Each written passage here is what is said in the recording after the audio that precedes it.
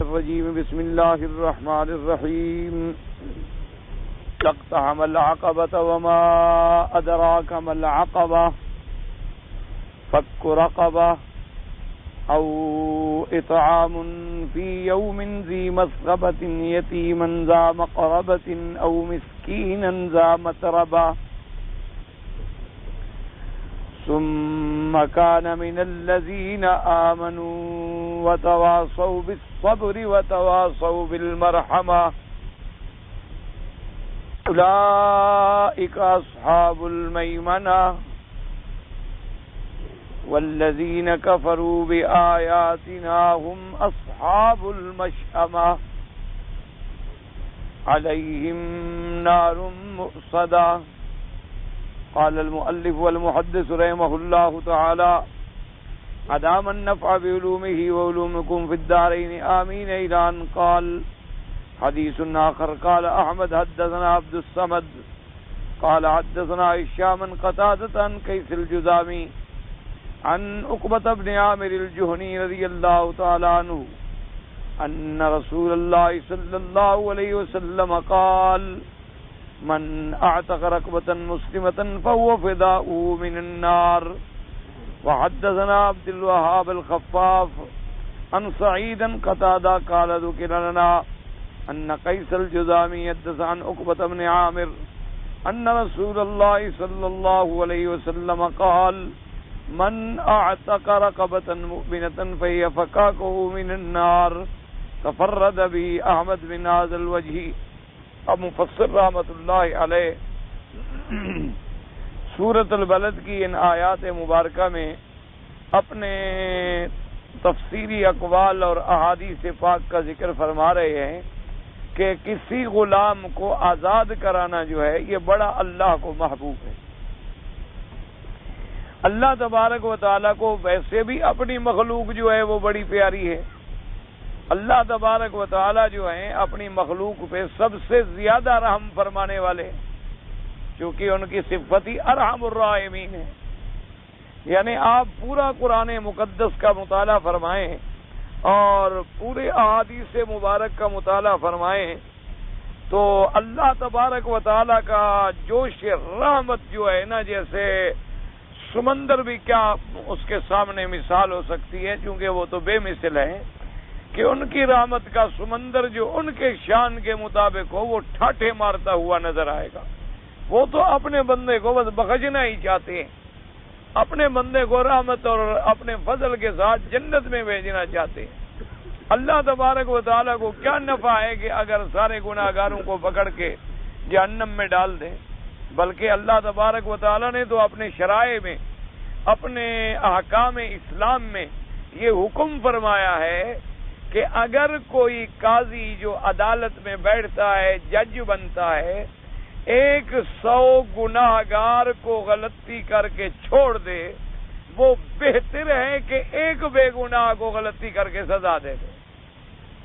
یعنی اسلام تو اتنی نرم پالیسی کا سبق دیتا ہے کہ بھئی اگر ایک جسٹس ہے، جج ہے، قاضی ہے اور اس کے سامنے مقدمات ہیں، اس سے غلطی ہو گئی، ویسے تو نہیں کہ آمدن جو صحیح قاضی ہوگا مجرم کو کیوں چھوڑے گا.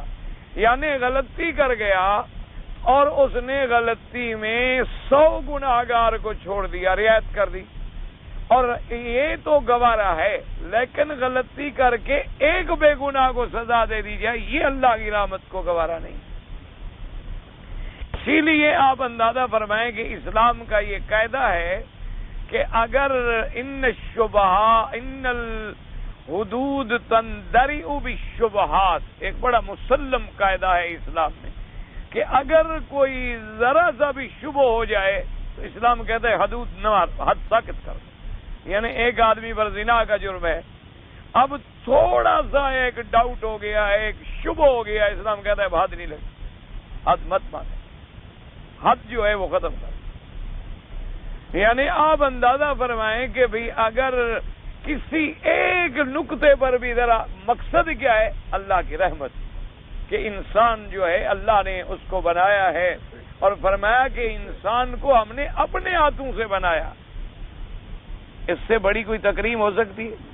اس سے بڑی کوئی اعزاز دنیا میں ہو سکتا ہے کہ جس کے بارے میں یہ فرمایا خلقت بیدی، اللہ نے فرمایا کہ اے لعین میں نے اس انسان کو اپنے دونوں ہاتھوں سے بنایا ہے، اور تم نے استکبار کیا اور تکبر کیا اور تم نے اس کو سجدہ نہیں کیا، اس کی تعظیم نہیں کی، وجہ کیا؟ اس سے بڑا اعزاز انسان کے لیے کیا ہو سکتا ہے کہ فرمایا کہ میں نے انسان کو اپنے ہاتھوں سے بنایا۔ اور اس سے بڑا اعزاز کیا ہو سکتا ہے کہ آج آپ ابلیس پہ جو لعنتیں بھیج رہے ہیں، اس کے ملعون بننے کا اصل سبب کیا ہے کہ اس نے عظمت آدم کا انکار کر دیا، کہ اللہ نے جو آدم کو عظمت بخشی تھی، اللہ نے جو انسان کو عزت بخشی تھی، اس نے ابا واستکبرا، اس نے کہا کہ انا خیر منہ، میں ان سے بہتر ہوں، میں ان کے آگے نہیں جھکتا ہوں۔ اللہ نے اس کی ساری عبادتیں برباد، حالانکہ ملائکہ کے ساتھ رہتا تھا، آسمانوں میں رہتا تھا، جنت میں سیریں کرتا تھا، جنت کی نعمتوں سے متنعم ہوتا تھا، اور بعض کتابوں میں تو آتا ہے اعبد من الملائکہ، ملائکہ سے بھی زیادہ عبادت گزار تھا، لیکن اس کا جرم کیا بنا کہ اس نے سیدنا آدم علیہ السلام کو انکار کر دیا، یعنی عظمت انسانیت کا انکار، عظمت آدم کا انکار۔ اس کی سزا کیا ملی کہ قیامت تک ملعون بنا دیا گیا، مطرود بنا دیا گیا، اور اللہ نے اس کو اپنی رحمت سے بعید کر دیا۔ اتنی بڑی سزا ملی۔ لیکن اگر آپ کے ابا کو سجدہ نہ کرے مصاحب ملائکہ، وہ قیامت تک لعنتی بنے، اور کتنا پھر بے حس ہے وہ انسان جو اپنے خدا کو سجدہ نہ کرے، اس کی کیا سزا ہونی چاہیے؟ آپ خود بنائیں، آپ خود فیصلہ کریں آخر کہ صرف آدم کو سجدہ، اور وہ بھی ایک دفعہ زندگی میں ایک حکم کا انکار کرے، وہ تو ہو ملعون، اور بندہ ہو کر، مسلمان ہو کر، کلمہ پڑھ کے 5 دفعہ دن میں اللہ کی ندا کا انکار کرے، اس کو کیا ہونا چاہیے آخر؟ آذان جو ہے یہ کیا ہے؟ ندا ہے نا، پکارنے والا پکار رہا ہے نا کہ حی علی الصلاۃ، حی علی الصلاۃ، حی علی الفلاح، چلو بھی نماز کی طرف، چلو بھی کامیابی کی طرف، اور وہ 5 دفعہ سنتا ہے اور 5 دفعہ اعراض کر دیتا ہے، اس کا کیا ٹھکانہ ہوگا قیامت؟ اس لیے بہرحال آپ دیکھیں کہ اللہ تبارک و تعالیٰ کی رحمت کا تقاضا یہ ہے، فرمایا کہ جو ایک غلام کو آزاد کر دے ہم اس کو جہنم سے آزاد کریں، ہم اس کو جہنم سے آزادی دے دیں۔ ایک غلام کی آزادی، تم نے ایک بندے کو آزاد کیا، اللہ نے تمہیں جہنم سے آزاد کیا۔ لیکن ایک مسئلہ سمجھو، بعض اوقات چونکہ شبہات لوگوں کو زیادہ ہوتے ہیں، آج کل مصیبت یہ ہے دین پہ عمل کم ہوتا ہے، سوال زیادہ ہوتا ہے۔ اچھا جی یہ نماز کیوں حکم دیا گیا؟ سوال زیادہ۔ اور نماز میں جناب پھر فجر میں 2 رکعتیں جی کیوں ہیں؟ یہ سوال بڑے ہوں گے، اور سمجھتے ہیں کہ ہم بڑے ذہین لوگ ہیں کہ اللہ کے احکام کے بارے میں نعوذ باللہ کوئی کمی رہ گئی ہو تو یہ ٹھیک کر دیں گے، ورنہ نہیں، کیونکہ شاید 2 رکعتیں کم ہوئی، یہ 3 بنا دیں یا 3 کی 4 کر دیں۔ یہ نہیں سوچتے کہ بھی ایک خالق کا حکم ہے، مالک کا حکم ہے، جس نے ہمیں پیدا کیا، جس نے ہمیں حکم دیا، پھر صرف اس نے حکم نہیں بلکہ اپنے نبی بھیج کے ہمیں نمونہ بھی دکھلا دیا۔ اب ہمارے ذمہ ہے اطاعت، کہ اطیع اللہ و اطیع الرسول۔ کہتے ہیں جی آدمی کیسے اطاعت کرے؟ آج کل تو لاجک کا زمانہ ہے، ایسے بغیر سوچے سمجھے ہم کیسے اطاعت؟ بغیر سوچے سمجھے اور عقل میں بات نہیں بیٹھ رہی ہے، ہمارے عقل میں جی یہ بات اپیل نہیں کرتی، اور ہمارے عقل کو یہ بات ذرا لگتی نہیں ہے جی، سمجھ نہیں آ رہی ہمارے عقل میں یہ بات، اس لیے ذرا ہم متردد ہیں۔ انا للہ و انا، ہم کیا اور ہماری عقل کیا، ہم کیا اور ہماری عقل کیا، کیا پدی کا شوربہ۔ جس آدمی کو ابھی اپنے اعضاء انسانی کا پتہ نہ ہو وہ خدا کے بارے میں باتیں پوچھے تو کوئی عقل ہے؟ تو اسی طرح تو کوئی تم سے بھی پوچھ سکتا ہے کہ تمہاری آنکھ یہاں لگی ہے، یہاں کیوں نہ لگا دے نکال کر۔ اسی طرح کوئی ایک عام بندے سے بھی پوچھ سکتا ہے جی آپ انسان بن گئے، خنزیر کیوں نہ بن گئے؟ یہ کوئی بات تو نہیں ہوتی. اسلام کوئی فلاسفہ کی یعنی چیزوں کا نام تو نہیں ہے. اسلام تو ایک ٹھوس احکام کا نام ہے، شرائع کا نام ہے، اصولوں کا نام ہے، قواعد کا نام ہے، ضوابط کا نام ہے کہ جس چیز کی اللہ نے جو حدود بنا دی ہیں، فرمایا تلک حدود اللہ، یہ میری حدود ہے، ان سے باہر نہ نکلو. ان سے باہر نکلو گے تو پھر تباہ ہو جاؤ. ایک مسئلہ یہ سمجھیے، آج کل لوگوں کے دماغ میں ایک بڑا خلجان ہوتا ہے. وہ کہتے ہیں جی ایک بندہ انسان نے آزاد کیا، جہنم سے تو آزاد ہو گیا، تو اب دوبارہ غلام آزاد کرنے کی کیا ضرورت ہے؟ جہنم سے آزادی کا پروانہ تو اس کو ایک سے مل گیا نا. تو بعض لوگوں نے 10 غلام آزاد کیے، بعض نے 100 آزاد کیے، بعض نے 1000 آزاد کیا. یا جیسے ایک حدیث پاک میں آتا ہے کہ جب آدمی عرفات کے میدان میں حاضر ہوتا ہے تو اللہ اس کے گناہ معاف فرما دیتے ہیں. وہ کہتے ہیں جی گناہ تو وہی معاف ہو گئے، پھر مزدلفہ میں کیا معافی ملتی ہے، اور پھر طواف زیارت میں کیا معافی ملتی ہے، اور پھر طواف وداع میں کیا معافی ملتی ہے؟ گناہ تو ہمارے پہلے ختم ہو گئے، اب ہمارے دل میں گناہ تو ہے نہیں.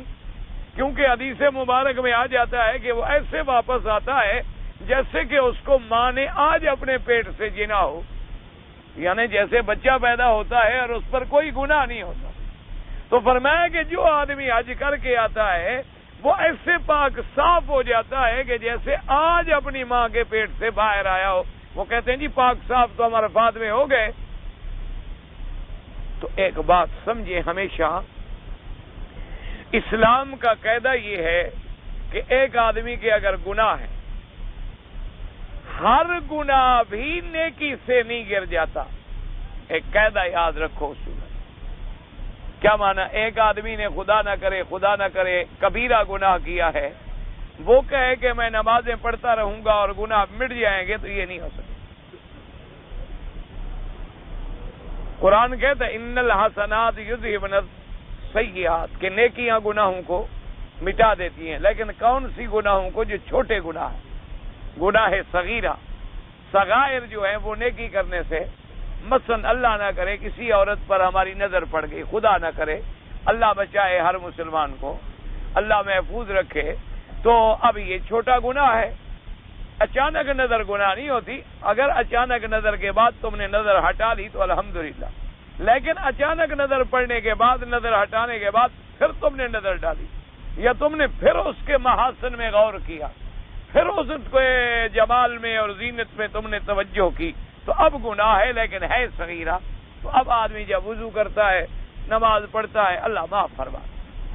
ایک ہے گناہ ایک کبیرہ، وہ کبھی نیکی سے معاف نہیں ہوتا جب تک توبہ نہ کرے.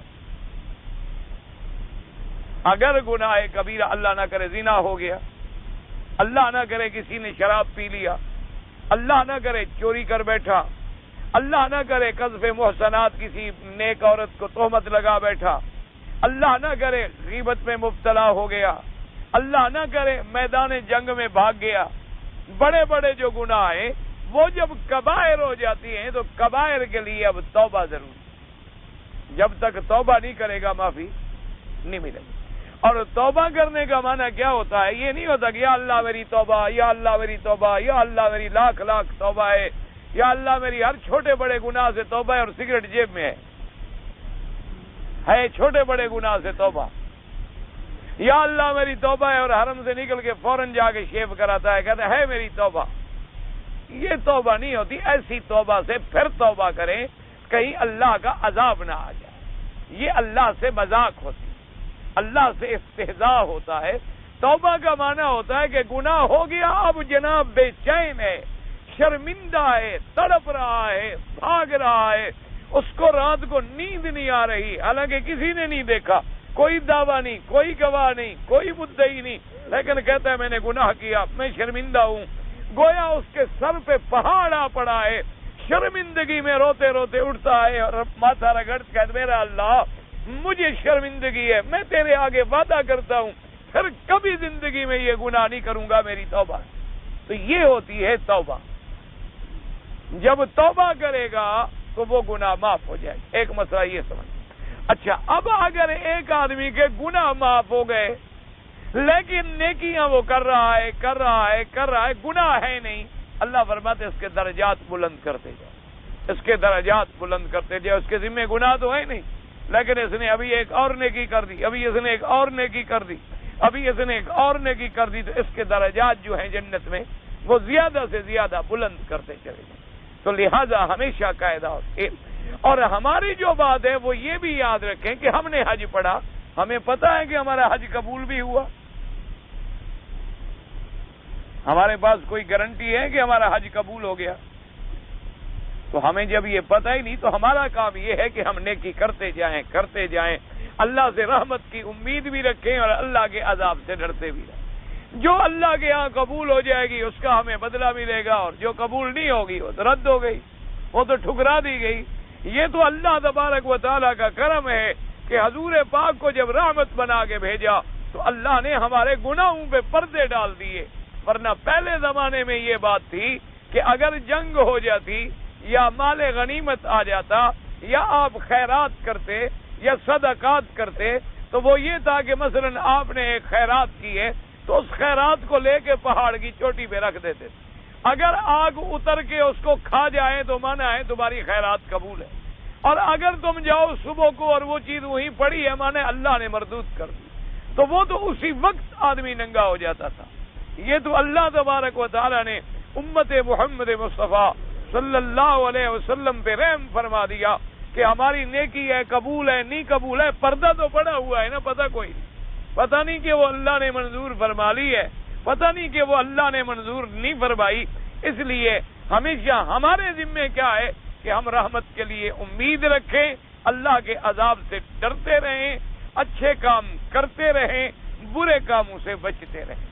اب جو درجات کے فیصلے ہیں تو وہ میرا اللہ قیامت میں عطا فرمائیں گے، اور اللہ کے قیامت میں جو درجات ہوں گے جنت میں بعضها فوق بعض، ان کا تو کوئی ٹھکانہ بھی نہیں کر سکتا.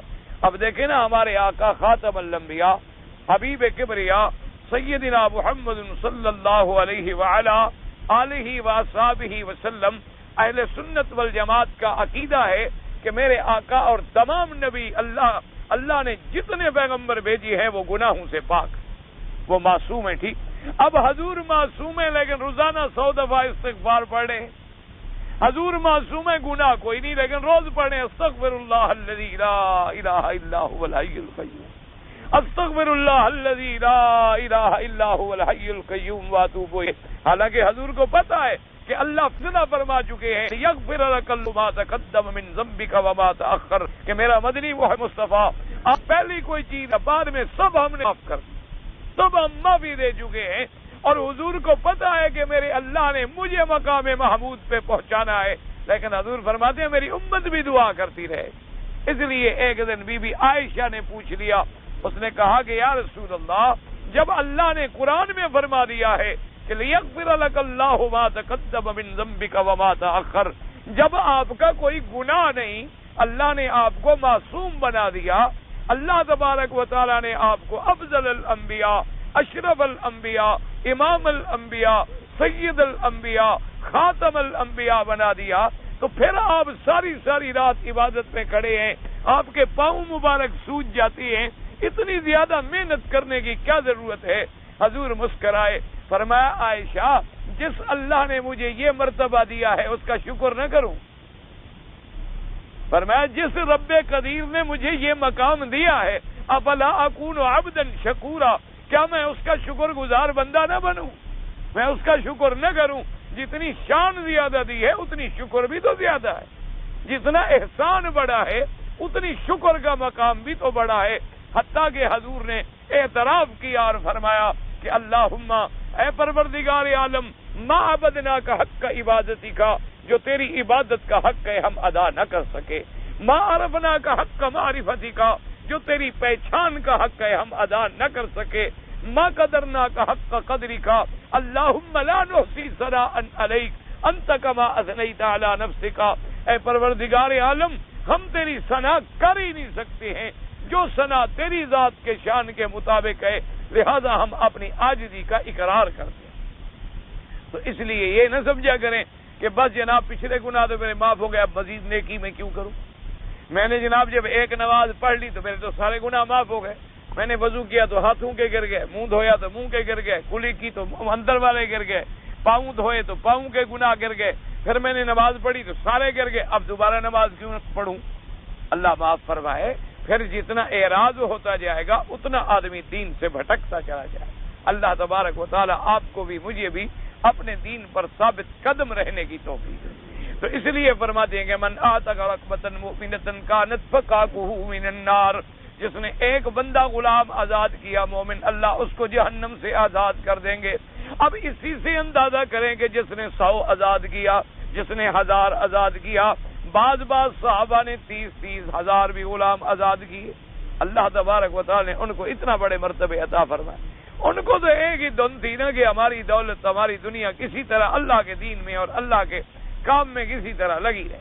اس طرح فرماتے ہیں کہ حضرت عقبہ بن عامر الجہنی نے یہ حدیث بیان فرمائی۔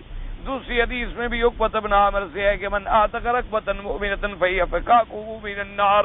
تفرد به امام احمد رحمہ اللہ تعالی من هذا الوجہ، اس سند کے ساتھ امام احمد رحمۃ اللہ علیہ اس روایت کو نکالنے میں متفرد ہیں۔ فرماتے ہیں حدیث آخر قال الامام احمد حدثنا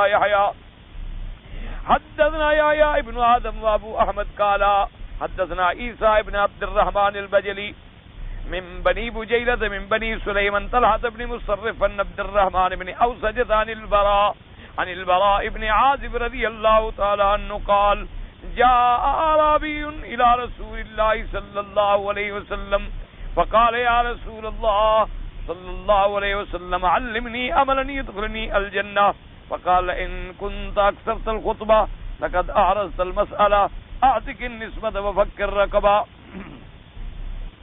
فقال يا رسول الله اوليست بواحدة قال لا ان اتق النسبة ان تنفرد باتقها وفك الرقبة ان تعين في اتقها فالمنهة الوقوف والفيء وعزاز الرحم السالم فإن لم تطق ذلك فأتم الجائع واسق الظمآن وأمر بالمعروف ونهى عن المنكر فإن لم تطق ذلك فكف لسانك إلا من الخير۔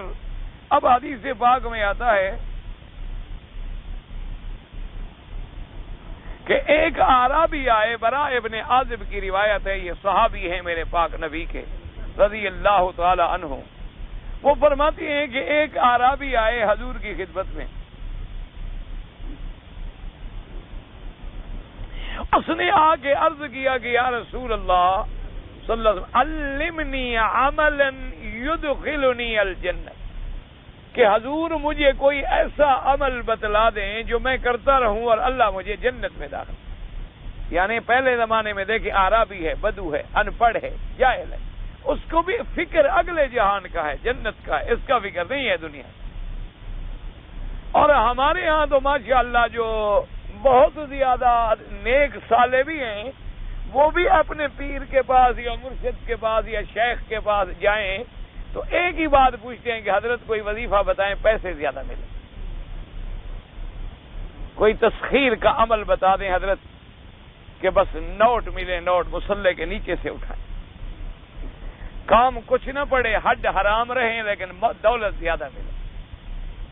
اور کوئی ایسا عمل بتلائیں تسخیر کا حضرت کہ سارے لوگ جو ہیں نا بس ایسے میرے پیچھے لگے رہیں، تابع ہو جائیں، غلام بن جائیں، ایک فکر ہے۔ اور کوئی زیادہ ترقی کرے گا کہے گا حضرت طویل لکھ دیں، بیوی میری تابع ہو جائے، بس یعنی فکر دنیا میں یہی، اور کوئی فکر شکر۔ ایک دفعہ میں نے بھی بے وقوفی کی تھی، کسی اور کی کیوں بتلاؤں، اپنی کیوں نہ بتلا دوں، کسی دوسرے کے جو بتلائے بھائی ناراض ہو جائے کوئی آدمی، تو انسان اپنا عیب تو بتلائے تو اس میں تو کوئی ناراض نہیں ہوگا۔ والد صاحب رحمۃ اللہ علیہ کیونکہ الحمدللہ بہت بڑے عالم تھے اللہ کی رحمت سے، اور بڑے ساری زندگی جن کی حدیث و قرآن پڑھاتے گزر گئی۔ ایک دن وہ بڑے خوش بیٹھے تھے تو میں نے بھی یعنی عرض کیا، میں نے کہا حضرت آپ نے اتنے بڑے بڑے بزرگوں سے علم پڑھا، اتنے بڑے بزرگوں سے آپ کو صحبت رہی، اور پھر آپ نے تقریباً کوئی 70 سال کے قریب حدیث و تفسیر کا درس دیا، تو آپ مہربانی کریں، کبھی ہم نے آپ سے پوچھا تو نہیں، کوئی آپ ہمیں بھی وظیفہ شریفہ بتا دیں گے، ذرا پیسے شیسے ٹھیک ٹھاک ملیں، کوئی تسخیر کا عمل ہو، کوئی وظیفہ ہو تو آپ ہمیں بھی بتا دیں، اگر ہم آپ کی اولاد ہیں ہمارے کام آئے گا۔ تو سو رہے تھے اس وقت، بڑھاپا تھا، اٹھتے بڑی مشکل سے تھے، تو غصے میں اٹھ کے فوراً بیٹھے، اور بلوچ آدمی تھے ماشاءاللہ، جنہیں دیکھا ہے جانتے ہیں ان کی طبیعت کو. کبھی ان نے الحمدللہ صبح الحمدللہ وہ ان گداؤں میں تھے جس نے شاہوں کو بھی کبھی ہاتھ نہیں ملایا. الحمدللہ اللہ کا بڑا فیض تھا. غصے میں آ گئے، کہنے لگے میں نے سمجھا تھا میرا بیٹا عالم بن گیا ہے، مولوی بن گیا ہے، کسی مقام پہ پہنچ گیا ہے، تم تو بالکل فارغ ہو. میں نے کہا حضرت کیا بات ہے؟ کہنے لگے ایک طوائف سارا دن بازار میں بیٹھ کے زنا کراتی ہے، اس کو روٹی بھی ملتی ہے، کپڑا بھی ملتا ہے، نیا یار بھی ملتا ہے، شراب کی بوتل بھی ملتی ہے، تم کعبے میں بیٹھ کے قرآن پڑھاؤ گے، خدا تمہیں بھوکا مارے گا. تم اتنے گندے آدمی ہو، اتنا عقیدہ بھی نہیں ہے تمہارا جتنی ایک طوائف کا ہے. تو میں نے سمجھا تھا تم عالم بن گئے، مولوی بن گئے، تم کو بڑے قابل لائق فاضل بن گئے. تمہارا تو حال خود یہ ہے کہ تم وظیفے پوچھ رہے ہو مجھ سے. تمہارا جب اپنے اللہ پر اتنا یقین نہیں ہے، فرمایا کسی دروازے ذمہ دار کے دروازے پہ میراثی پڑا ہوتا ہے، اس میراثی کو وہ ذمہ دار بھوکا نہیں مرنے دیتا کہ جی کچھ ہو جائے، ہے میراثی لیکن ہے تو ہمارے دروازے پہ پڑا ہے، یہ جی ہمارے بچوں کی دایا ہے، یہ ہمارے دروازے کا میراثی ہے، اور تم اللہ اور مدنی کی ثنا میں زندگی گزارو گے تو خدا تمہیں محتاج کر دے گا. میں اس سے بھی اور کوئی وظیفہ یعنی خدا پہ تمہارا ابھی یقین نہیں بنا. بس جی ہمیں تو وہی دن پوچھنے کا الحمدللہ کافی ہو گیا. ہم نے کہا جی بس ہمیں سارے وظیفے آج سمجھ آ گئے. انہوں نے کہا خدا کے بندے، اللہ کا قرآن جو پڑھا رہے ہو، اللہ کے دین کی خدمت کر رہے ہو، بس اللہ پہ بھروسہ رکھو. وَمَن يَتَوَكَّلْ عَلَى اللَّهِ فَهُوَ حَسْبُهُ. جو آدمی اپنے اللہ سے تعلق جوڑ لیتا ہے، اللہ تبارک و تعالیٰ اس کو کافی ہو. وَمَن يَتَّقِ اللَّهَ يَجْعَل لَّهُ مَخْرَجًا. جو اپنے اللہ سے ڈرتا ہے، اللہ نے فرمایا ہم اس کے لیے مشکلات میں سے نکلنے کا راستہ خود بنا دیتے ہیں. وَيَرْزُقْهُ مِنْ حَيْثُ لَا يَحْتَسِبُ. اور ہم اس کو ایسے مقام سے رزق دیتے ہیں کہ اس کو گمان بھی نہیں ہوتا. وَمَن يَتَوَكَّلْ عَلَى اللَّهِ فَهُوَ حَسْبُهُ. جو صحیح معنوں میں اللہ پہ توکل کرے، اللہ کی ذات جو ہے اسے کافی ہو جاتی ہے. میں نے کہا حضرت ٹھیک ہے، ہماری توبہ ہے، آئندہ ہم غلطی نہیں کریں گے. جو ہم نے غلطی کی آپ ہمیں معاف فرمائیں. نے کہا نہیں، معاف فرمانے کی بات ہی نہیں ہے، یہ تو سوچنے کی بات ہے، یہ تو صرف سمجھنے کی بات ہے. اگر دل میں یقین آ جائے، جیسے کہ اقبال نے بھی کہا تھا، اپنے رازق کو نہ پہچانے. بھائی اقبال اللہ تیری قبر پہ رحمت کرے، تھا تو ملنگ آدمی، کلندر آدمی، لیکن باتیں بڑی کہہ گیا. اللہ تبارک و تعالیٰ اسے جنت الفردوس نصیب فرمائے. فرمایا کہتے ہیں اپنے رازق کو نہ پہچانے تو محتاج ملوک، اور پہچانے تو ہیں تیرے گدا دارا اجم. کہتے تو اپنے خدا کو اگر بھول گیا، اپنے رازق کو نہ پہچانا تو بادشاہوں کے دروازے پہ دھکے کھاتے پھرو گے. اور اگر تو نے اپنے رازق کو پہچان لیا، پھر بادشاہ تیرے دروازے پہ گدا ہو. بات یہ ہے کہ تو اپنے رازق کو پہچان، اپنے اللہ پر یقین کامل ہو، اللہ کی وحدانیت پر، اللہ کی الوہیت پر، اللہ کے صفات پر. جب یہ یقین کامل ہو جائے، ایک حدیث مبارک میں آتا ہے کہ ایک قبیلے کے لوگ آئے حضور کی خدمت میں کچھ درخواست لے کر. اشعری قبیلے کے لوگ تھے، ابی موسیٰ اشعری رضی اللہ تعالی عنہ کے قبیلے کے لوگ تھے. حضور کی خدمت میں آئے درخواست پیش کرنے کے لیے کہ حضور ہمارے علاقوں میں بارش نہیں ہوئی، حالات بڑے تنگ ہیں، ہمارے پاس غلہ نہیں ہے، کھانے کو نہیں ہے، مہربانی کریں کوئی بیت المال سے ہماری امداد کریں. اور یہ درخواست کرنا کوئی شریعت میں بھی منع نہیں، اسلام میں بھی کوئی منع نہیں کہ آدمی اپنے حاکم کو، آدمی اپنے بادشاہ کو، آدمی امیر المومنین کو، خلیفۃ المسلمین کو، یا اپنے والی کو جا کے درخواست دے، کوئی منع نہیں ہے شرعاً. وہ جب آئے، خدا کی شان ہے، حضور مسجد میں بیٹھے تھے، اسی وقت یہ آیت نازل ہوئی، وَمَا مِن دَابَّةٍ فِي الْأَرْضِ إِلَّا عَلَى اللَّهِ رِزْقُهَا. اللہ نے قرآن نازل کیا، میرا مدنی، کوئی جاندار چیز زمین پہ چلنے والی ایسی نہیں ہے کہ اس کا رزق میرے ذمے ہے. یہ آیت مبارک اتری. خیر صحابی نے آیت سنی، کوئی بات نہ کی، نماز پڑھی، حضور سے ملے، سلام کیا اور چل پڑے. جب مسجد کے باہر آ گئے تو اس کے جو باقی ساتھی آئے ہوئے تھے انہوں نے پکڑ لیا. انہوں نے کہا عجیب آدمی ہم درخواست دینے کے لیے آئے تھے, ہمارا کام تو تم نے کہا ہی نہیں اور باہر آ گئے. اس نے کہا جب اللہ پاک ہر جاندار کی روزی کا ذمہ دار ہے تو ایک جانور کو روزی دے گا, میرے قبیلے والوں کو نہیں دے گا. تو جب اللہ نے اپنی ذمہ داری پہ لے لیا تو میں حضور کو کیوں سوال کروں؟ بات ہی ختم ہو گئی, مسئلہ ہی ختم ہو گیا. اللہ نے جب فیصلہ کر دیا ہے کہ رزق میرے ذمہ ہے کہ ان اللہ هو الرزاق ذو القوۃ المتین, اللہ نے فرمایا تحقیق رزاق ہونا جو ہے اسی کی صفت ہے, اور رزاق ہو بھی وہی سکتا ہے جو علم والا ہو, جو قدرت والا ہو, جس کا کمال علم ہو اور کمال قدرت ہو. اصل بات میرے عزیز ایک یقین کی ہوتی ہے. جب اللہ سے یقین ہو جاتا ہے ایسے خدا بھیجتا ہے کہ تصور نہیں ہو سکتا. یعنی آپ یقین کریں, ہم نے تو یہاں ایسے ایسے واقعات زندگی میں دیکھے ہیں کہ ہم اللہ کا شکر بھی ادا نہیں کر سکتے. حج کا زمانہ ہے, میں تقریر کر رہا ہوں, تقریر ختم کی اور میں جلدی جلدی بھاگا وضو کرنے کے لیے. یوں ہی میں نماز پڑھ کے فارغ ہوا, ایک بوڑھا آدمی مجھے ملا, کہتا ہے جی آپ خیر تو تھی, جلدی چلے گئے. میں نے کہا مجھے چند دنوں سے پیشاب کی تکلیف ہو رہی ہے, پیشاب زیادہ آ رہا ہے, تو اس وجہ سے میں لگے جی کہ میں حکیم ہوں اور میں انڈیا کا رہنے والا ہوں, فلاں جگہ کا کوئی جگہ بتائی کہ, لیکن میں آپ کو یہاں دوائی تو بنا کے نہیں دے سکتا کہ میرے پاس دوائیں نہیں ہیں, تو میں نسخہ لکھ کے لے آتا ہوں, اگر آپ بنوا لیں تو اللہ پاک آپ کو شفا کر دیں گے. میں نے کہا اچھا جی مہربانی شکریہ, اتنا کہا اور ہم چلے گئے. دوسرے دن جو ہی میں نے تقریر ختم کی تو انہوں نے وہ نسخہ لکھا ہوا مجھے دیا کہ حضرت یہ آپ کے لیے نسخہ ہے. میں نے یہ نسخہ دیکھا تو پہلا دوا لکھا ہوا تھا سلاجی.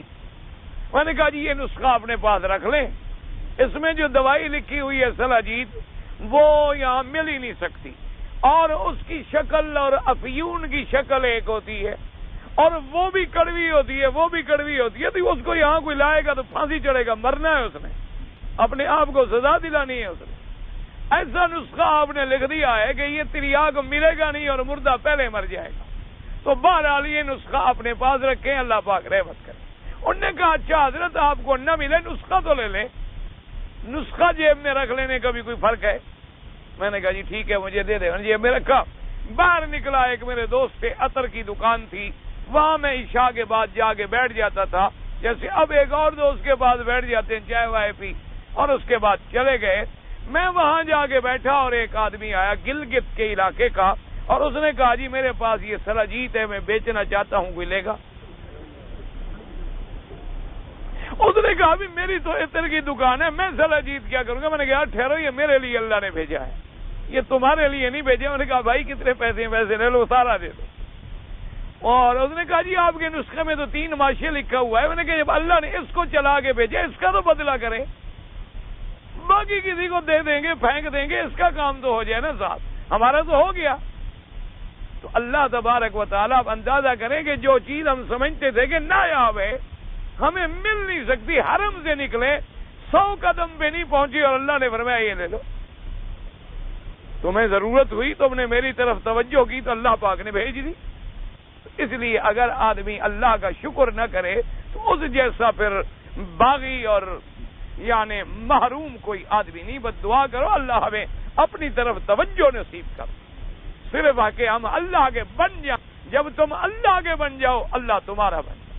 من کان للہ کان اللہ لہ, اللہ پہ یقین کرو. جیسے حضرت شاہ جی فرماتے تھے, حضرت بخاری امیر شریعت رحمت اللہ علیہ فرماتے تھے, بیٹا 2 آدمی ہوتے ہیں, ایک آدمی آموں کا ٹوکرا لے کے آتا ہے اور ایک نکڑ پہ لگا کے کھڑا ہو جاتا ہے, اور ایک آدمی سر پہ رکھ کے سارا دن گلیوں میں بھونکتا پھرتا ہے.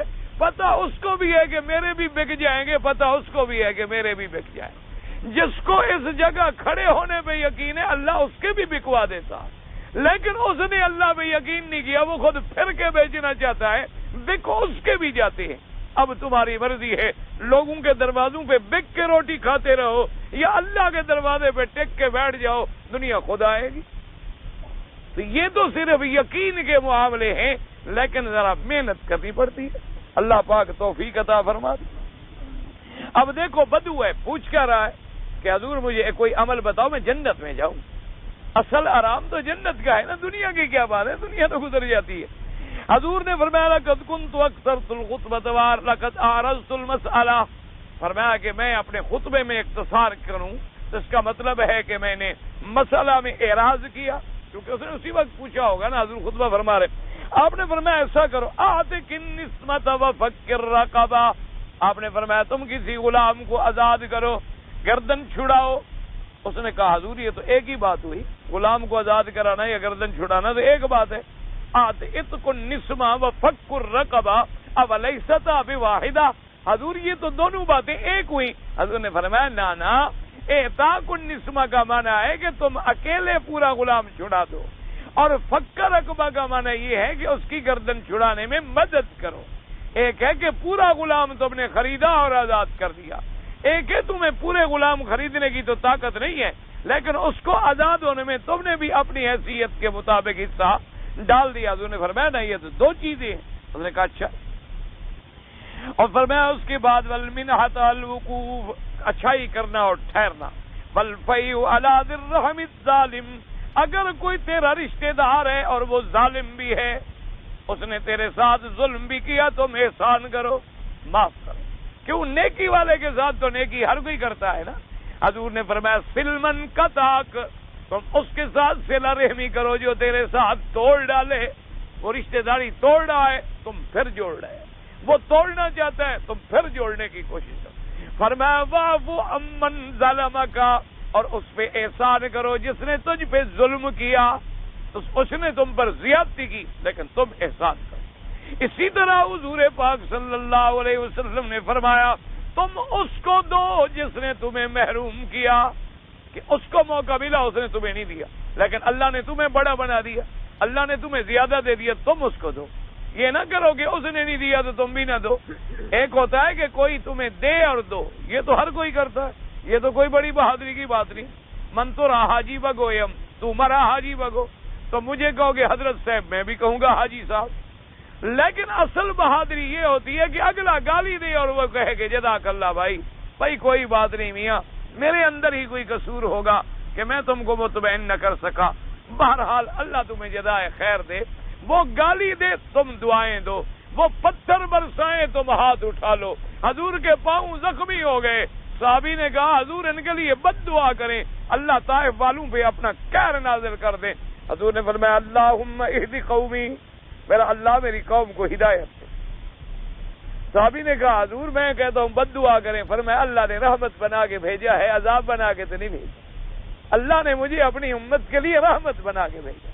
تو رحمت کا قاعدہ ہے کہ رحمت مانگے، میں تو اللہ سے ہدایت مانگوں گا، میں اللہ تبارک و تعالیٰ سے ان کے لیے ہدایت مانگوں گا، ان کے لیے خیر مانگوں گا، ان کی مرضی ہے جو مرضی آئے کرتے رہے۔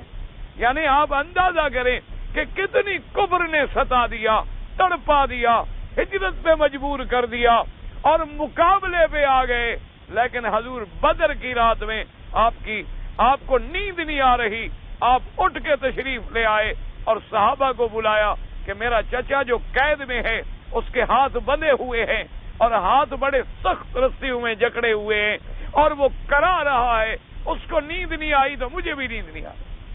فرمایا اگر تم صحابہ اجازت دے دو تو تھوڑے سے رستہ ڈھیلا کروا دوں۔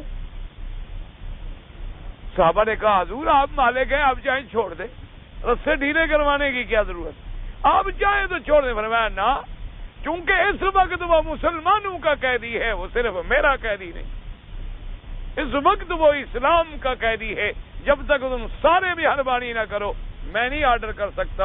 صحابہ نے کہا حضور آپ جو چاہیں ہم راضی ہیں، پر میں اس کی رسیاں بھی ڈھیلی کر دو لیکن باقی قیدیوں کی بھی ڈھیلی کر دو۔ یہ نہیں کہ کل کو کوئی تاریخ میں یہ لکھے کہ اپنے چچے پہ مہربانی کی اور باقی قیدیوں پہ مہربانی نہیں کی۔ اسی لیے تمہارا قانون نہیں چلتا نا، جو قانون بناتا ہے اس پر تو لاگو ہی نہیں ہوتا، جب تک اس پہ قانون نہ چلے اوروں میں کیسے چلے گا؟ قانون تب چلتا ہے کہ پہلے اپنے بدن پہ لاگو کرو، قانون تب چلتا ہے کہ پہلے بڑے آدمی پہ لاگو کرو، قانون تب چلتا ہے کہ سب سے بڑا جو ہو قانون کی نظروں میں کمزور ہو. اسی لیے حضرت عمر نے فرمایا تھا کہ میرا سب سے پہلا آرڈر یہ ہے کہ جو تم میں سب سے زیادہ قوی ہوگا اور اگر اس نے غلطی کی عمر کی نظروں میں سب سے زیادہ کمزور ہو، اور جو تم سے سب سے زیادہ کمزور ہوگا اور حق پہ ہوگا میری نظر میں وہ سب سے زیادہ قوی ہو، سب سے زیادہ قوی ہوگا، تب قانون جا کے چلتا ہے. یعنی حضور کی رحمت کا اندازہ فرمائیں. اسی مکے میں پتھر برسائے گئے، کانٹے بچھائے گئے، حضور کے صحابہ کو ٹکڑے ٹکڑے کر دیا گیا، لیکن جب حضور آئے مکے میں، اب پوری فوجیں آ رہی ہیں، میمنہ میسرہ آگے پیچھے، کہیں سے خالد بڑھ رہے ہیں، کہیں سے صحابہ بڑھ رہے ہیں، اور صحابہ کہہ رہے ہیں کہ آج جس انداز میں حضور لشکر لے کر جا رہے ہیں، آج تو قریش کا بچہ بھی نہیں بچ سکتا. حتیٰ کہ بعض صحابہ نے کہے یہ لفظ کہ لا قریش بعد اليوم، آج کے دن کے بعد کوئی قریشی نظر نہیں آئے گا. لیکن حضور نے فرمایا میرے صحابہ پہلے سوچ لو. انہوں نے کہا جی کیا بات ہے؟ فرمایا من القى السلاح فله امان، جو اپنی تلوار پھینک دے اس کو امان. من اغلق بابہ، جو اپنا دروازہ بند کر دے اس کو امان. جو حرم میں داخل ہو جائے اس کو امان. جو بوڑھا ہو اس کو امان. جو عورت ہو اس کو امان. جو چھوٹا بچہ ہو اس کو امان. جو ان کا عابد پادری پنڈت راہب ہو اس کو امان. صحابہ کہتے ہیں امان امان کا شور ہو گیا، 27 آدمی بھی نہیں مارے گئے. اندازہ کریں یہ تھا شان رحمت کا تقاضا کہ وہ ظلم کرے اور تم بدلا دو. کمال تو تب ہے نا جی کہ ایک آدمی گالی دے اور تم کہو کہ بھائی صاحب جزاک اللہ. کمال تو تب ہے، ورنہ تو گالی کے بدلے میں گالی یا نیکی کے بدلے میں نیکی تو بڑی آسان ہے. آپ نے فرمایا فَإِن لَمْ تُطِقْ ذَلِكَ، اگر طاقت نہ ہو فَأَطْعِمِ الْجَائِعَ، اگر غلام آزاد نہیں کر سکتے ہو کسی بھوکے کو کھانا کھلا دو. فرمایا وَاسْقِ الظَّمْآنَ، کسی پیاسے کو پانی پلا دو. فرمایا وَأْمُرْ بِالْمَعْرُوفِ وَانْهَ عَنِ الْمُنْکَرِ، اگر تمہیں کھانے کھلانے اور پانی پلانے کی بھی طاقت نہیں ہے تو کس لوگوں کو نیکی کا بات بتلاؤ کہ بھائی نماز پڑھو، بھائی روزہ رکھو، بھائی کچھ مدد کا اچھے کا. وَانْهَ عَنِ الْمُنْکَرِ، اور لوگوں کو برائی سے روکو. فرمایا وَإِن لَمْ تُطِقْ، اگر اتنی تمہارے اندر بھی طاقت نہیں ہے کہ تم زبان سے بھی بھلائی کا حکم نہیں دے سکتے اور برائی کو نہیں روک سکتے. فرمایا فَكُفَّ لِسَانَكَ إِلَّا عَنِ الْخَيْرِ، پھر اتنا تو کر سکتے ہو کہ اپنی زبان کو بند رکھو. حضور نے فرمایا اگر تم امر بالمعروف بھی نہیں کر سکتے، نہی عن المنکر بھی نہیں کر سکتے، پھر اپنی زبان کو بند رکھو. زبان کو نہ کھولو مگر خیر پر، اچھی باتوں پہ زبان کو کھولو، کیونکہ چپ کر کے رہنا جو ہے یہ بھی عبادت ہے اور اللہ اس پر بھی اجر دیتے ہیں کہ بلا وجہ اپنی زبان کو گناہوں میں ڈالے ہوئے ہے، غیبت کر رہا ہے، گلہ کر رہا ہے، اور ایسے بیٹھے بیٹھے کس سے کہانیاں فرضی بنا رہا ہے. یہاں بیٹھا ہوا ہے اور پورے عالم کی سیاست پہ تبصرے فرما رہا ہے. یعنی ہمارے لوگ تو جی بڑے عجیب ہیں نا. کئی دفعہ ہم سنتے ہیں نا جی فلاں صدر ایسا فلاں. میں نے کہا جی آپ کیا کرتے ہیں؟ جی بلدیہ میں جھاڑو دیتا ہوں. اپنی حالت یہ ہے شریف آدمی کہ 400 روپے پہ بلدیہ میں جھاڑو دیتا ہے اور تبصرہ کرتا ہے پوری انٹرنیشنل اور ڈپلومیسی دنیا جہان کی جو ہے اس پر جناب تبصرہ ہو رہا. انا للہ و انا، یہی قیامت کے علامات ہیں کہ جو کام ہمارے ذمے نہیں ہم عضو میں کود پڑتے ہیں. حالانکہ حضور نے فرمایا اذا وسد الامر الى غیر اہلہ فانتظر الساعہ، فرمایا کہ جب کوئی کام نااہل کو سونپ دیا جائے پھر قیامت کا انتظار.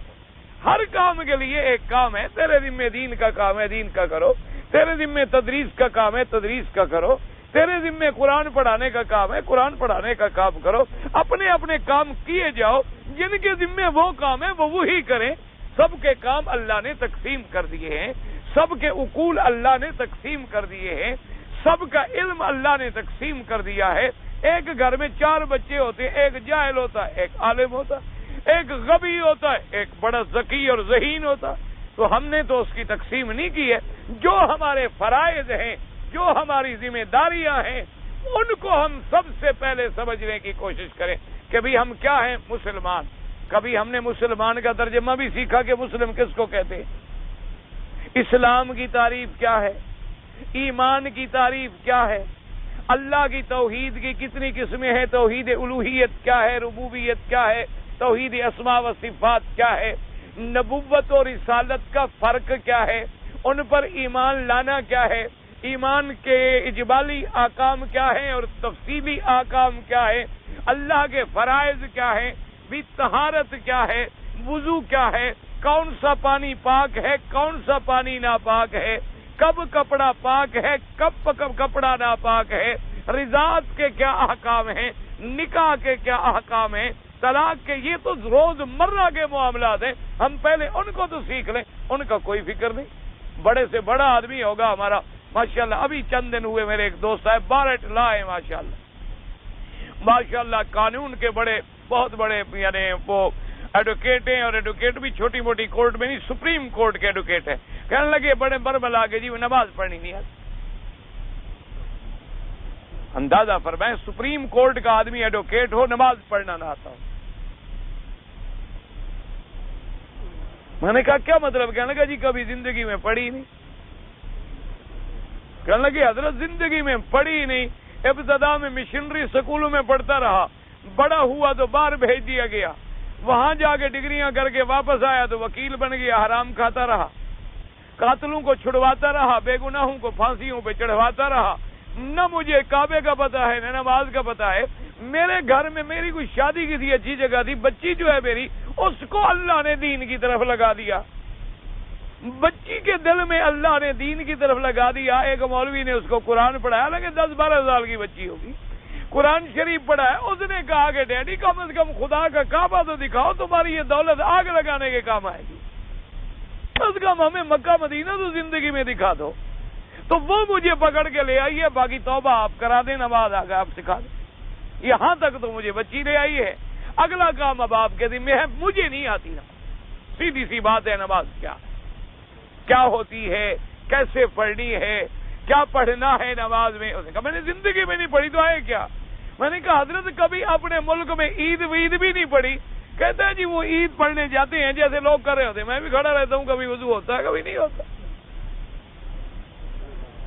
انا للہ و انا الیہ راجعون، دعا کرو اللہ ان پر بھی رحمت فرمائے۔ اور کہتا ہے جی میں نے سوچا ہے زیادہ سے زیادہ 2 دن ہی میں یہاں لگا سکتا ہوں، اس سے زیادہ میرے پاس ٹائم بھی نہیں ہے۔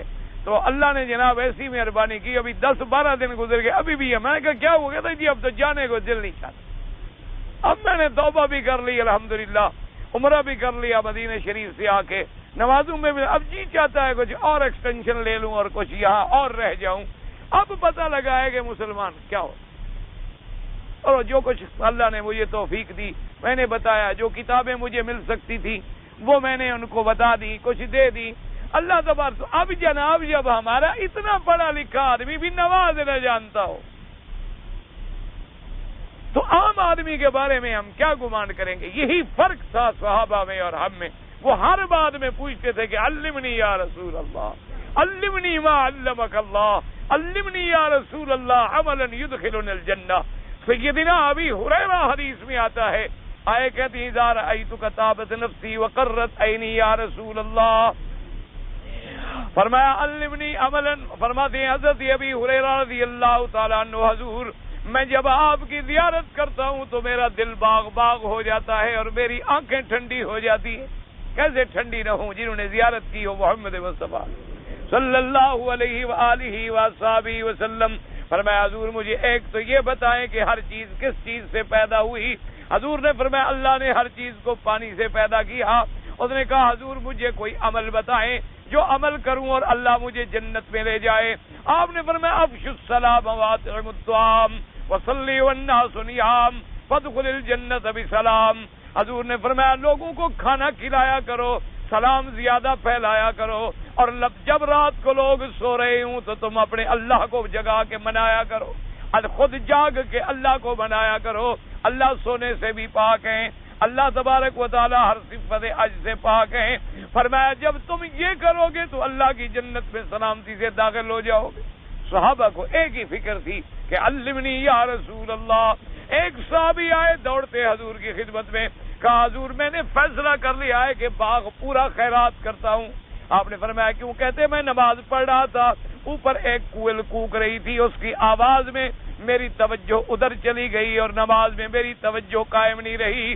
میں ڈر گیا کہ یہی باغ میرے لیے کبھی عذاب کا ذریعہ نہ بن جائے, لہذا میں اس باغ کو اللہ کے راستے میں صدقہ کرتا ہوں. ایک ہی فکر تھا کہ نماز نہ جائے, روزہ نہ جائے, عبادت نہ جائے, تلاوت نہ جائے, اللہ کا قرآن نہ جائے. یہ تھا طریق اسلام. دعا کرو اللہ ہم سب کو مسلمان بنائے اور حقیقی معنوں میں مسلمان بنائے. اس لیے آپ نے فرمایا کہ تم اگر کچھ نہیں کر سکتے ہو اتنا تو کرے فَإِلَّمْ تُطِعْ فَأَطْعِمِ الْجَائِعَ, بھوکے کو کھانا کھلا. اور یہ بھی یاد رکھو کوئی جتنا بھوکا ہوگا اس کو کھانے کھلانے میں اتنی ثواب بڑھتا چلا جائے. اس لیے حکم ہے کہ اپنے رشتہ داروں میں غریب ڈھونڈو, کیونکہ رشتہ داروں میں غریب ڈھونڈنا آسان ہے, مشکل نہیں ہوتا. ہر آدمی کو پتا ہے کہ میرے اقربا ہے, میرے رشتہ دار ہیں, اس کا کیا حال ہے, اس کا کیا حال ہے. جو رشتہ داروں میں غریب ہے وہ سب سے زیادہ تیری خیرات کا مستحق, سب سے زیادہ. آتِ ذی القربیٰ حقہ والمسکین, اللہ نے فرمایا پہلے تم ذوی القربیٰ جو تیرے رشتہ دار ہیں ان کا حق ہے تم پر. اور رشتہ داروں میں بھی جو رشتہ دار جتنا زیادہ قریب ہے اتنا زیادہ حقدار ہے, اتنا زیادہ حقدار ہے. اگر فرمایا رشتہ داروں میں نہ ملے تو پھر اپنے محلے میں ڈھونڈو غریب, اپنے محلے کے بیوہ, یتیم, مسکین. اور بعض لوگ جائیں دیکھیں ہسپتالوں میں پڑے ہیں, بیمار ہیں, کوئی دوائی کا پیسہ نہیں. بعض لوگ بیچارے ناحق جیلوں میں پڑے ہیں 18 سال. 18 اگلے دن اخبار میں تھا, اس کو 18 سال کے بعد جیل سے رہائی ملی, اور بے گناہ آدمی ہے, پڑا ہے. کوئی پوچھنے والا نہیں, کوئی روٹی پہنچانے والا نہیں, کوئی پوچھنے والا نہیں کہ تم زندہ بھی ہو, کیا ہو, اور کہاں سے رہتے ہو, اور کہاں. یہ پیشہ ور جو لوگ ہوتے ہیں نا مانگنے والے, یہ پیشہ ور ہیں, ان کو تو دینا بھی گناہ ہے. یہ تو اور عادی بن چکے ہیں, لاکھوں روپے گھر میں ہیں پھر بھی بھیک مانگتے. کئی ہمارے یہاں پروباتوں میں غریب رہتے تھے, ہم نے دیکھا ماشاءاللہ ہر وقت گندے کپڑے, میلے کچیلے. اور کیونکہ پیسہ ملتا تھا بھائی نا, اب آدمی خود ٹھیک ٹھاک ہو تو کون دے گا, کوئی عقل کی بات. تو آدمی وہ شکل بناتے ہیں نا بھیک منگے کوئی, اور کپڑے جناب ایسے پھٹے. اب میری گھڑی آپ سے قیمتی, آپ مجھے خرید دیں گے کیوں؟ آپ کہیں گے یار ہم سے تو اچھی کپڑے پہنے ہوئے, اچھی گھڑی پہنی ہوئی ہے, مولوی صاحب تو ہم سے بڑے آدمی.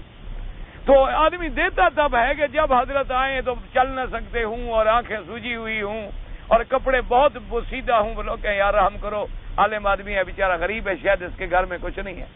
تو یہ بھی شور ہوتی ہے. اس کو میں روز کہتا تھا مر گیا اللہ بخشے بیچارے کو. اور میں نے کہا تم نے مر جانا ہے اور تمہاری جو جائیداد ہے نا وہ تمہارے کسی کام نہیں آئی, تم ایسا کرو کہ مجھ کو دے دو. مزاق کرتا تھا میں اس کے ساتھ.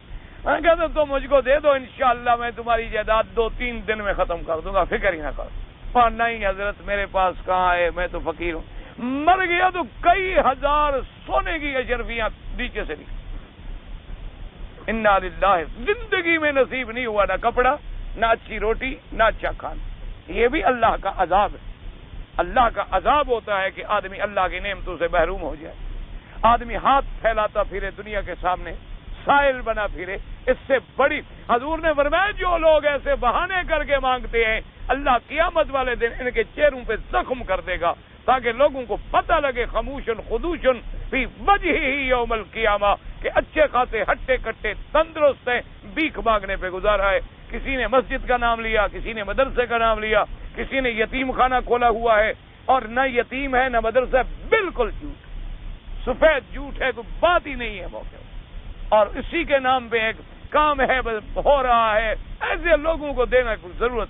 آپ خود تلاش کریں کہ استحقاق کہاں ہے.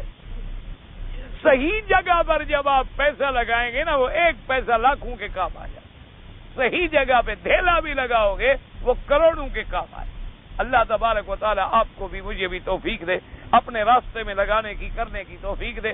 اور دعا کرو اللہ قیامت تک کسی کا محتاج نہ کرے, اللہ قیامت تک کسی کے آگے ہاتھ پھیلانے کی توفیق بھی نہ دے. اپنے خزانے غیب سے سب کو رزق عطا فرمائے. اللہ تبارک و تعالیٰ کے خزانے میں کوئی کمی ہے بھلا؟ میری بیٹی نے احرام اتار کر, یعنی کپڑا جو سر پہ تھا اتارا, پھر یاد آیا تو سر پہ رکھ لے. بھائی پہلی بات تو یہ سمجھ لو کہ عورت کا کوئی احرام ہے ہی نہیں. یہ جو لوگوں نے بنایا ہوا ہے نا جی, ایک سفید رومال باندھتی ہیں عورتیں, یہ ساری بدعات ہیں, کوئی نہیں, یہ کوئی شریعت کا حکم شکم نہیں.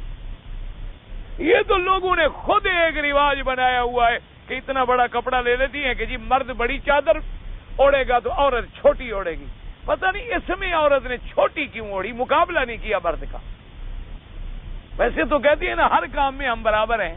مجھے تو ڈر ہے کہیں یہ بھی 2 چادریں احرام والی نہ شروع کر دیں کہ کندھا چندھا بھی نکالیں باہر. کیا خیال ہے آپ کا؟ انا للہ و انا.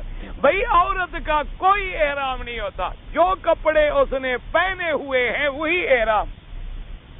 ایک بات اس نے اسی میں نیت کرنی ہے اور لبیک اللہم لبیک لبیک لا شریک لک لبیک پڑھنا ہے بس. اب اس کو پابندی ہے کہ احرام میں ہوں, یعنی خوشبو نہیں لگائے گی, بال نہیں کاٹے گی, ناخن نہیں کاٹے گی, اپنے خامد کے ساتھ بھی کوئی غلط بات نہیں کرے گی چونکہ اب احرام میں ہے. جو اس کے سر پہ دوپٹہ ہے, جو قمیض ہے, جو برقع ہے, جو چیزیں وہی اس کے لیے احرام ہے. یہ رومال باندھنا اور پٹی باندھنا اور یہ پھر پٹی کھل نہ جائے یا پٹی گر نہ جائے کوئی مسئلہ ہی نہیں ہے. 20 دفعہ کھل جائے 20 دفعہ گر جائے پھر اٹھا کے رکھ لے. بندے کی چادر جو گر جائے احرام گر گیا, یہ اچھا احرام ہے کہ صرف چادر نیچے گر جائے تو احرام بھی ختم ہو جاتا ہے؟ کچھ بھی نہیں ہوتا. اور عورتوں کے لیے کوئی احرام نہیں ہوتا, یاد رکھو. اور بعض عورتیں بطور احرام میں سفید کپڑے پہنتی, یہ تو اور گناہ ہے. ہم نے فرمایا مرد کے لیے سفید کپڑا ہو, عورت کے لیے رنگین کپڑا پسند کیا ہے اسلام کہ عورت کے لیے کوئی کپڑا رنگ والا ہو. حکمت ہے کہ رنگ والے کپڑے میں زیادہ بدن چھپتا ہے. اسلام چونکہ چاہتا ہے کہ عورت کا کوئی بدن کا کوئی ذرہ جو ہے وہ بھی باہر نظر نہ آئے. اللہ تبارک و تعالی آپ کو اور مجھے بھی صحیح معنوں میں پردے کی توفیق دیں. اگر ایک آدمی آتا ہے اس کے پاس 15 دن کی مہلت ہے اور وہ 8 دن مدینے شریف میں نہیں رہ سکتا, کوئی بات نہیں, 1 دن بھی رہ لے کافی ہے, 1 نماز بھی پڑھ لے کافی ہے, 1 دفعہ حاضری ہو جائے بہت بڑی ہے, اور اللہ نصیب کرے تو ساری زندگی نصیب کرے. کفر کے ملک میں ایک شادی شدہ آدمی نے زنا کیا, اس کا کوئی پکڑا نہیں گیا, رجم نہیں ہوا, تو تم پکڑنے کے ذمہ دار ہو, ٹھیکیدار ہو. نہیں پکڑا گیا, اللہ نے اس کو پردہ دیا, تم کون ہو پرچیاں لکھ کے پوچھنے والے؟ چھوڑو, اللہ جانے وہ جانے. جب کسی کو اللہ نے پردہ دے دیا ہے تم کیوں پردہ کھولنا چاہتے اس کا؟ اللہ جانے بندہ جانے, بات ختم ہو گئی. یہ معاملہ ہے کہ اگر اس کا جرم کھلے گا اور قاضی کے پاس آئے گا, شہادت گزرے گی تو سزا ہوگی. اللہ نے جہاں جرم سخت ہے, جہاں سزا سخت ہے, وہاں سزا کا ثبوت اس سے بھی سخت ہے, کیونکہ اللہ یہ نہیں چاہتے کہ بندوں کو سزا ملے, نہ لوگ تماشا بناتے پھریں. اچھا ایک آدمی کا گناہ ہے لیکن کسی کو پتہ نہیں چلا, تو اس میں حکم ہے کہ ستر دو, پردہ دو, اور اللہ اس کو معافی دے, اللہ ہمیں بھی معافی دے. آئندہ اس کے کھولنے کی یا فکر کرنے کی ہمیں کوئی ضرورت نہیں. جہاد جب کافر کسی ملک میں داخل ہو تو فرض ہو جائے. اگر جہاد کے لیے ہم جائیں گے, یعنی مسلمان نے بادشاہ نے حکم دیا ہے, وہ فرض کفایہ ہوتا ہے. اگر کافر مسلمان ملک کے اندر آ جائے پھر سب پہ فرض عین ہو جاتا ہے. ہمارے یہاں کوئی مر جاتا ہے تو جنازے کے بعد کوئی 5 روپے والا, کوئی 10 روپے والا ہدیہ پڑھواتے ہیں, بدریکا کرتے ہیں.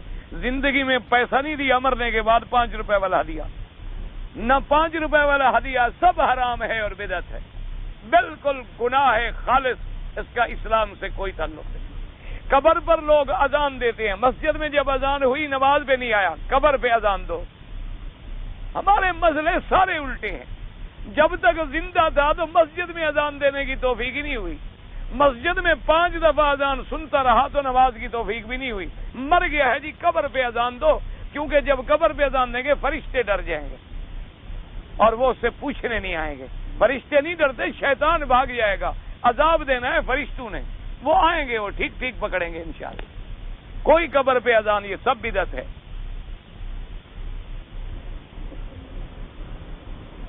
اللہ کی طرف اپنے آپ کو سیدھا کرو. حنیف کا معنی ہوتا ہے تمام بتوں کو چھوڑ کر اقم وجہک للدین حنیفا, اپنے آپ کو خالص اللہ کے راستے پہ سیدھا کر دو. ایسا نہ ہو جائے جیسے مشرک کبھی طواف بھی کر لیتے ہیں اور غیروں کے آگے بھی جھک جاتے ہیں. خطاب نبی کو ہوتا ہے, مراد امت ہوتی.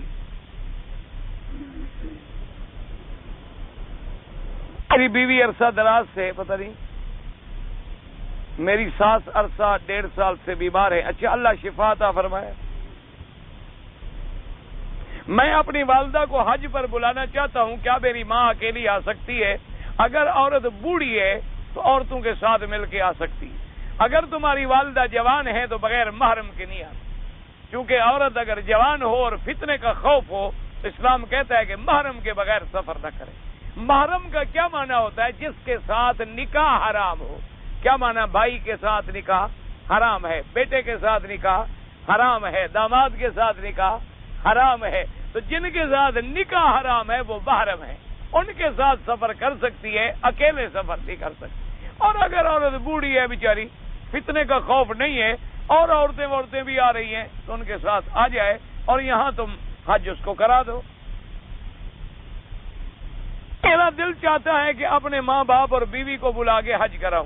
بھائی اگر تمہارے ماں باپ غریب ہیں, ان پہ حج فرض ہے نہیں, یا تمہیں اللہ نے اتنی دولت دی ہے ان کو پیسے دے دو تاکہ وہ ماشاءاللہ نصاب والے بن جائیں.